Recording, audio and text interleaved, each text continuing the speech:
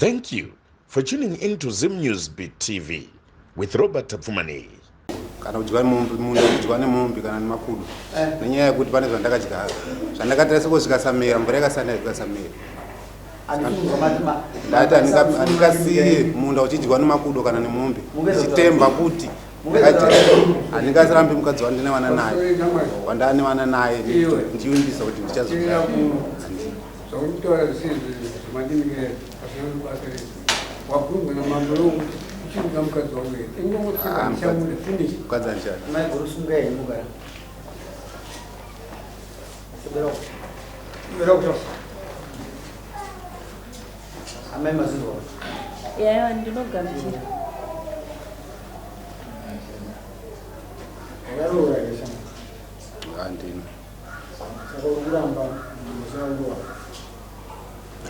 magariro acho tichita mambo anenge asingandifadzi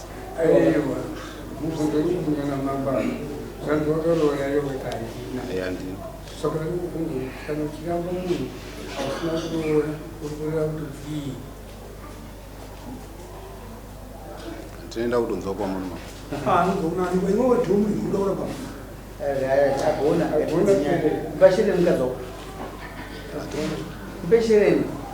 makudo zvongakutana kutoshadzwa kutani taura zvishanu nebatika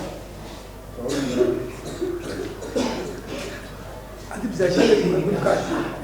ndina shere padula kumbaka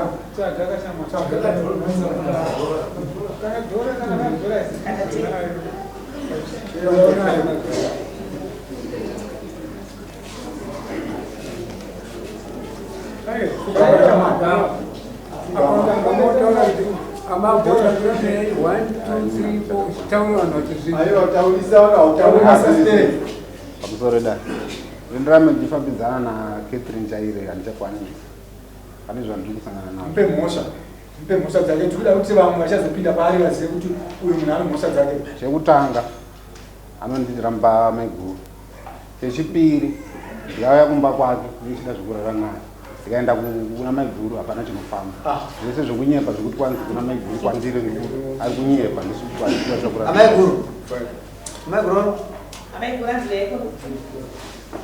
iwe kati kubudisire nyaya yako pachena ungatosina nguva tambira chireka ikayambuya maiguru uyu akaenda mumba kwauyu apa achinoitika akaya kumba kwenyu zvoitika akuita akasikuita asikuita kwese kwese asikuita iyo nemvana tarisa kuno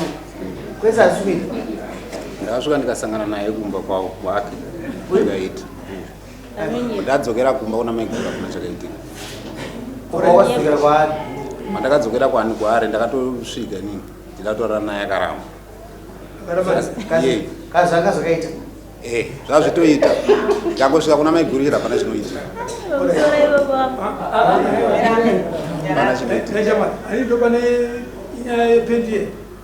ndopanyaya pane pendi ndopane nyaya yependi kuti tikwanise kuti titaure tichitonge tinyepa but dai muchinziwo tinzifamba pamweya kamuchinzi muchinipawo kana munhu andichakwanisa kufamba naye ari munhu unoona kuti handisi kumwepa pane pendi riripo randakasiya hembe dzangu dzemukati dzakashandwa ndakatofamba ndikazvinzwa pakashandiswa rudzi rwekii nemunamati washandika zvese zvakaitwa ndikuzviziva nemunhu akazviita ese ndakamupiwa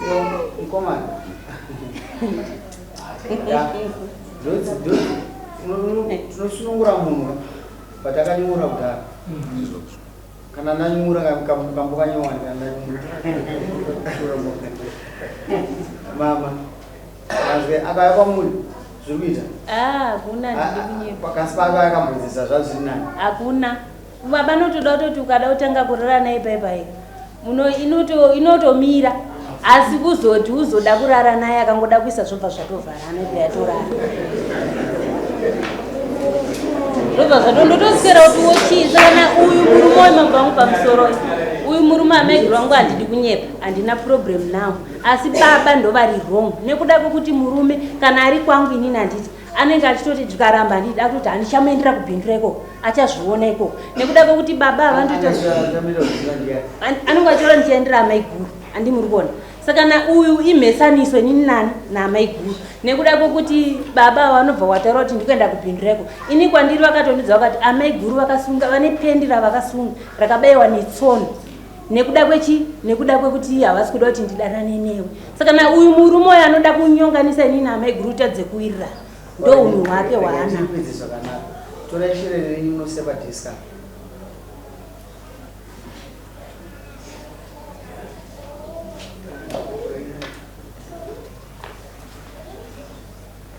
Secretary,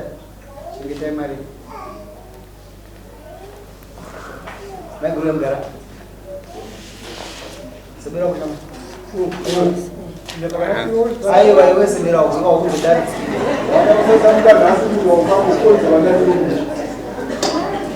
Maiguru. Bawa isazari ko bai. Mushaba mako sazari. Mushaba amaina baba kwa mafanya. Wabere kwa sazari. Sazari riko hapana kufanidza zvese zviraita ndizvi kwamaenda uko zvamaendera ndozva kushaika mbombo handiti hakuna chekutombo hapana chikuiti koimi hakuna pari zvino hamuna kuramba ende mofamba makadaro akaita nyaya iya kuti pamusoro patakambobvuka rasititeni taurisai amai ndikutori pakuchema ndakashakirwa nemwana izvozvo mwana kupigwa pamusoro rasititeni patakabva pano akanzi amaiguru ndovachakwanisa kuti sei ende munotaurirana nyaya dzemikumba amaiguru wana mombe yawo nekuti nyaya iyi hanzi makati zveni padamfondosa asikukwanisa ndinafambisa kati patakabva pano takanzi vanobatana dzavo asi kuna amaiguru kwekuti mombe nekuti nyaya idzi dzakaitika amaiguru hanzi patakabva panapo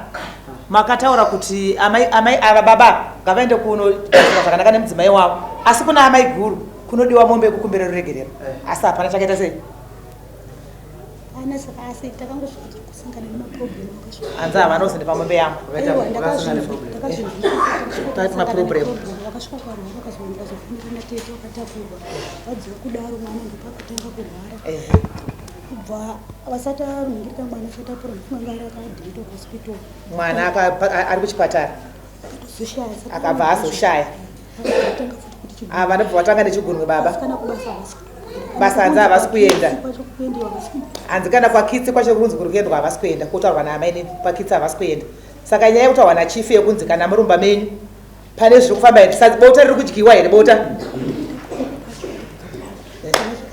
hanzi bota mumba hamuna ndositaura naamai guru ndosaka vanzivo hamuna kurambana handiti kana vadzokera vakadai so zakushedzwa kunzi afambe makadai mese kusvika nyaya yeda gobhoro handibazvizwa nyaya yevanhu vanotoisa bonde stereki musanyoda bonde tarisai tinovatanga ndozvimwe zvinhu zvirikase mainzi kana isiri kurwara zvinhu zvisazisa sei hazvishandi ngati kunyara nenyaya idzi nokudzivi ndo nyaya dzedu kuti tinochekedza utano tochekedza vanhu saka tikazvisiya izvo zvinochaaa imi vakadzi maiguru naamai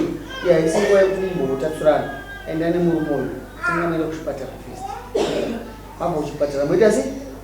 anoda kufamba tokupemburisa wenu vazvimwe zvinhu zvoda kutanga maenda kuchipatara rwazvirwa shamani usamhanya kuti ndaroiwa hapana kana kii yamukutaura pamwedzi mwedzi mumwe kii urwere ukapinda muhosha yakapinda zvinhu zvese hazvisumuki ndikutaura chokwadi saka musazvitonge zvinhu zvisina basa hanzi amai vada kutaurawo kuti hawa mupurisa wacho kutotanga mangwana aipurisa kuti mupurisa wacho kutotanga mangwana iyo mainini wacho varipo iyo maiguru wacho varipo mupurisa wacho akamira imaripo hanzi naamai ndanichikumbira kuti izvi nezvi ndakafirwa nemwana mwana ndiri kuchema mwana wangu tiri kusangana nemaproblemu aya saka ndakatikumbira kuti nyangwe dai zvichimboita tambozorora ndimbozorodzwa pfungwa dzangu kusvika ndambozororawo tozofamba zvedu ndambopukuta musodzi vanhu vachiri kuti bata maoko zvakanaka asi ndati uyu ava ngava hanzi namba dzomupurisa ndinadzo kana ndazorora ndogona kufona asi murume uyu ngaende wazvinozotaura hanzi ndikuenda nako wanzwe ndazvinzo mambo wangu pamusoro but baba vakuramba vachindirwisa ndofunga last time patakauya pane zvandakatora ndikati vakandipwanyira tv yangu nebhedha ndatora amai chimboteererai ndatora shereni kuti musanongedzero kana maenda kumusha kunzi ava ndo vakandita si chokwadi ati achabuda kasi ndati zviende zvinhu zvaese zvagadzirika makachena muchiziva kuti inini ndirwara enda ndirware uyo achiziva kuti kana pamwe upomerwa uripo but hausosi vanhu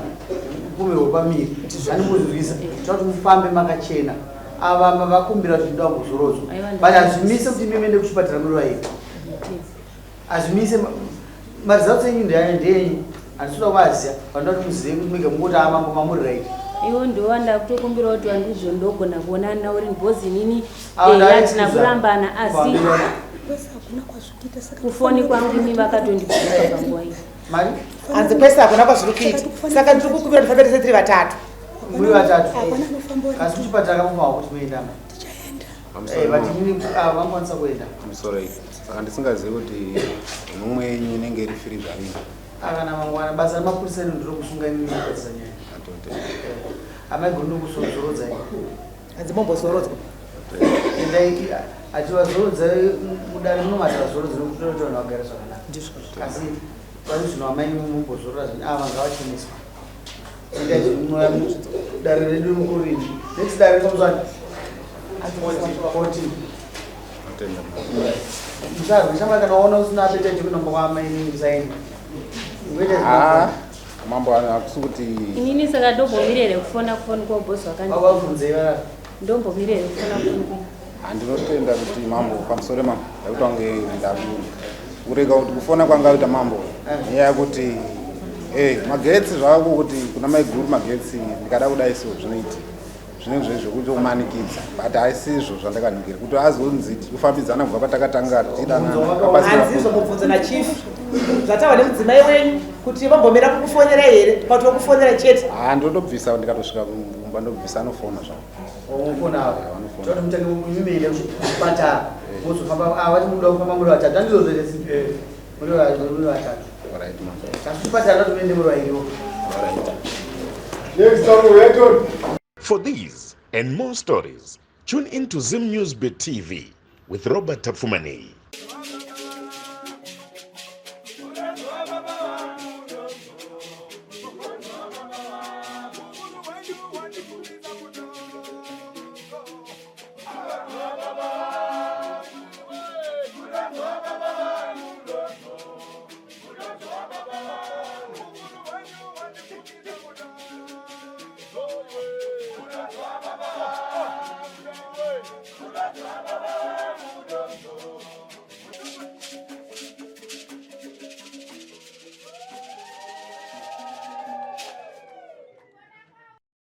For these and more stories, tune into Zim News Bit TV with Robert Tafumani.